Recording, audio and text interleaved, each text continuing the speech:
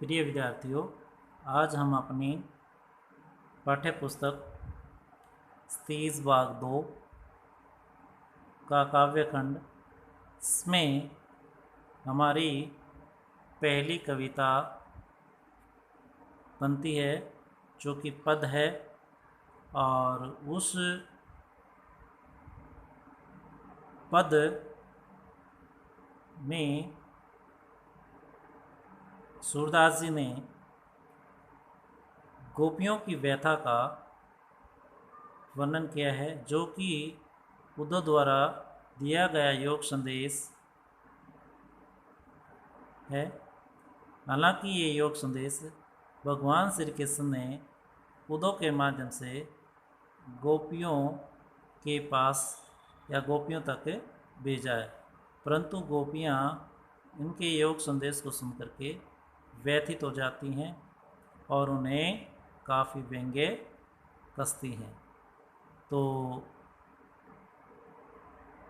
आज का हमारा जो पद बनता है वो तीसरा है। और आपको पता है कि जो पद हैं वो हमारे जो कवि सूरदास जी हैं और सूरदास जी द्वारा लिखे गए हैं। तो तीसरा पद देखिएगा। हमारे हरे हारिल की लकड़ी, मन करम वचन नंद नंदन उर, यह दृढ़ करी पकड़ी, जागत सोवत सौपन दिसी निसी, काना काना जगरी, सुनत जोग लागत है ऐसो, ज्यों करवी ककरी, सूतो व्याधि हमको ले आए, देखी सुनी न करी, यह तो सुर तिनी ले सौंपो, जिनके मन चकरी। तो यहाँ पे गोपियाँ जो है श्री कृष्ण द्वारा दिए श्री कृष्ण के योग संदेश जो कि उद्धव द्वारा गोपियों को सुनाया गया है, और इस योग संदेश में वे उद्धव को जो है व्यंग्य कसती है।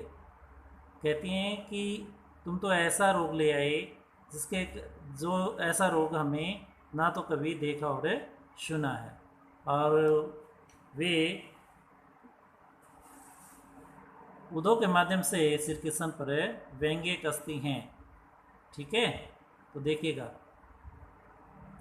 हमारे हरि, गोपियाँ श्री कृष्ण को कहती हैं, उद्धव को कहती हैं कि हमारे हरि, यानी हमारे हरि, हरि बने श्री कृष्ण।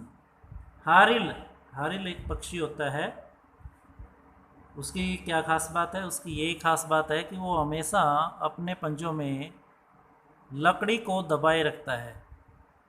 ठीक है, तो देखिएगा गोपियाँ हरियल पक्षी की तरह जो है तुलना करती हैं। हमारे हरि, हमारे श्री कृष्ण हारिल की लकड़ी, हारियल पक्षी की लकड़ी के समान है। जिस तरह से हरियल पक्षी अपने पंजों में लकड़ी को दबाए रखता है, ठीक उसी तरह से गोपियाँ आगे देखिएगा क्या कहती हैं। गोपियों ने भी श्री कृष्ण को अपने हृदय में इस तरह से बसा लिया है, इस तरह से मजबूती से पकड़ लिया है, जिस तरह से हरियल पक्षी हमेशा अपने पंजों में लकड़ी को दबाए रखता है।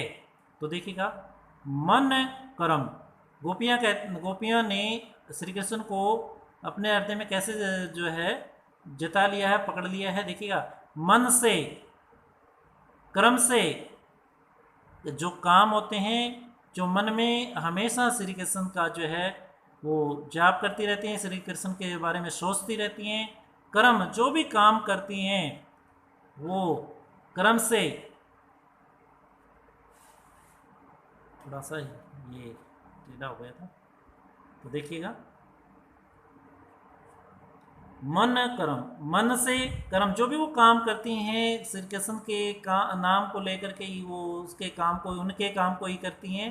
वचन से, जो भी वो बोलती हैं उन वचन वाणी से, नंद, नंद मैंने नंद उनके पिताजी, नंदन मैंने बेटा, यानी श्री कृष्ण को, उर मैंने हृदय में, तो क्या है, मन से, कर्म से और वचन से नंद के बेटे श्री कृष्ण को उर हृदय में क्या कर लिया है, यह दृढ़ करी पकड़ी, यानी यह इस तरह से दृढ़ दृढ़ मैंने दृढ़ता से, करी मैंने करके, पकड़ी मैंने पकड़ लिया है। उनका ये गोपियाँ कहती हैं कि हमने मन से, कर्म से, वचन से भगवान श्री कृष्ण को अपने हृदय में दृढ़ता से, मजबूती से पकड़ लिया है। जिस तरह से हरिल पक्षी अपने पंजों में लकड़ी को मजबूती से पकड़े रखता है, ठीक वैसे ही मन से, कर्म से और वचन से नंद के बेटे श्री कृष्ण को मजबूती से उन्होंने पकड़ लिया है। ठीक है। जागत सोवत स्वप्न, वो क्या करती हैं, जागते समय, सोते समय और सपने में, आगे देखिएगा, दिवस दिन में, निसी मैंने रात्रि में, वो कहते हैं कि जागते समय, सोते समय, सपने में, दिन में और रात में वो क्या करती हैं, काना काना जकरी, यानी जपती रहती हैं, यानी काना के बारे में वो सोचती रहती हैं, काना के बारे में वो बातें करती रहती हैं, काना के बारे में वो सोचती रहती हैं। देखिएगा, जपती रहती हैं। सुनत जोग लागत है ऐसो, सुना है, वो गोपियाँ कहती हैं सुनत है, सुना है, जोग मैंने जोग, योग, लागत मैंने लागा है, ऐसो मैंने ऐसा, कैसा जोग लगा है उन्हें, वो जोग उन्हें, वो योग संदेश उन्हें कैसे लगा है, दिखाइए, देखिएगा, जो करवी ककरी, जब उद्धव ने उस योग संदेश को, भगवान श्री कृष्ण के योग संदेश को गोपियों को सुनाया, तो वो योग संदेश कैसा लगा गोपियों को, कड़वी ककड़ी के समान लगा। जैसे ककड़ी को खाया जाता है, कोई कड़वी ककड़ी होती है तो वो खाई नहीं जा सकती, और वैसे ही उन्हें ये योग संदेश कड़वी ककड़ी के समान लगा है। आगे देखिएगा, सु तो व्याधि हमको ले आए, देखी सुनी न करी, ये गोपियाँ उद्धव को कहती हैं, क्या कहती हैं, देखिएगा, सु तो व्याधि, हे उद्धव, सु तो व्याधि, तुम तो, व्याधि मैंने रोग, हमको, हमें, ले मतलब लेना, आए मैंने आए, हे उद्धव तुम तो एक ऐसा रोग ले आए जो हमको, हमें दिया है, यानी तुम ऐसा रोग लेके आए, ऐसा रोग जो हमें दे दिया है, ये योग संदेश उद्धव, तुमने ऐसा योग संदेश हमको दे दिया है, ऐसी बीमारी हमको दे दी है जो हमें कभी देखी सुनी न करी, ना तो हमने ऐसी रोग कभी देखा है और ना हमने कभी ऐसा रोग सुना है। ठीक है, दोबारा सुनिए, गोपियाँ उद्धव को कहते हैं, हे उद्धव तुम तो ऐसा रोग ले आए जो हमने कभी ना तो कभी देखा, ना कभी हमने सुना।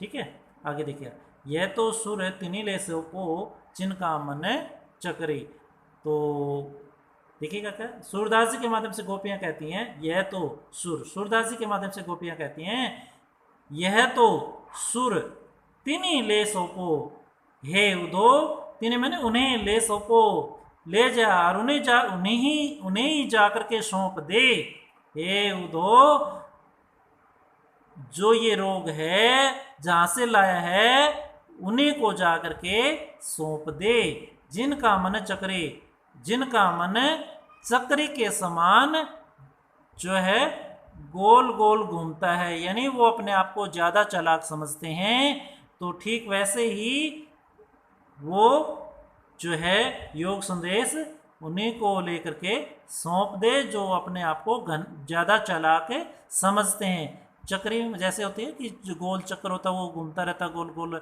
जैसे बात कोई जो ज़्यादा करने वाला होता है वो बातों को जो है घुमाता रहता है, तो वो गोपियाँ उनको व्यंग्य कसती हैं, जिनका मन चक्री के समान है, जो बड़ी बड़ी बातें करता है, बातों को गोल गोल घुमाता है, उन्हीं को जा कर के सौंप दो, वो ज़्यादा चालाक है, वो अपने आप को ज़्यादा, जिनका मन चक्री के समान है उन्हीं को जा कर के सौंप दो। ठीक है भैया, आज इतना ही, धन्यवाद। इसके साथ ये जो है आप अपनी व्याख्या प्रश्न इत्यादि वो करते रहें। ठीक है, धन्यवाद के लिए इतना ही।